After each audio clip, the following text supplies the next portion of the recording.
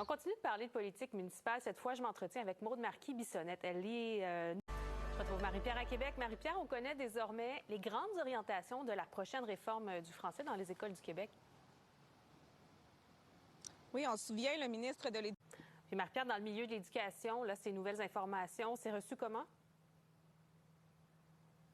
C'est sûr que c'est pas terminé. Les consultations vont se poursuivre avec les experts, mais déjà, il y a des mises en garde qui sont soulevées. On écoute deux personnes qui gravitent dans le milieu de l'éducation. À suivre, donc. Merci beaucoup, Marie-Pierre. Violette, vous êtes à Montréal. La ministre des Transports, Geneviève Guilbeault, a présenté donc c'est une initiative pour améliorer la sécurité des travailleurs routiers et Dieu sait qu'il y en aura beaucoup des travaux routiers cet été.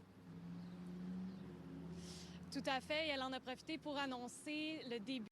Après la pause, on se dirige à Calgary. On demande toujours aux résidents de réduire leur consommation d'eau pendant qu'on poursuit donc les travaux pour réparer le bris d'aqueduc qui perdure. Restez avec nous. Un an après un important glissement de terrain, la municipalité de Rivière-Éternité au Saguenay attend toujours des remboursements pour les mesures d'urgence. Le maire a eu une rencontre avec le ministère de la Sécurité publique. Les précisions de Béatrice Rouny. Marie-Pierre à Québec, ça fait longtemps qu'on en parle de cette réforme promise de la part du gouvernement Legault, réforme du français. Et là, on a appris ce matin les grandes orientations finalement de cette réforme.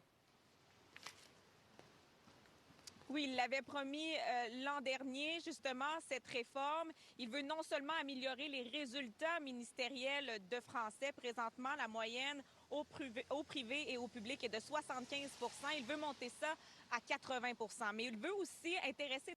Bon, on ne connaît pas encore la réforme en tant que telle, mais ses orientations, le milieu de l'éducation en pense quoi, Marie-Pierre? Oui, on parlait aux journalistes pour leur dire qu'il accepte donc cette motion du Bloc québécois. Il a parlé avec les avocats du Conseil privé pour transmettre donc à cette commission, à la commission Hogg, les documents nécessaires tels que demandés par le Bloc québécois. Alexandre, ce soir aura lieu donc le deuxième match de la finale de la Coupe Stanley. Les Oilers doivent rebondir là, pour éviter d'être en déficit 2-0. Et vous êtes en Floride, chanceux. Oui, parce que si... Pour ce détail. Merci, au revoir. Alors voilà pour ces informations à Zone Info à venir. Donc Gérald et ses commentateurs vont poursuivre la discussion sur cette rencontre entre Justin Trudeau et François Legault. Justin Trudeau, bon, on les voit qui arrivent à l'instant. Je pense qu'on va y aller.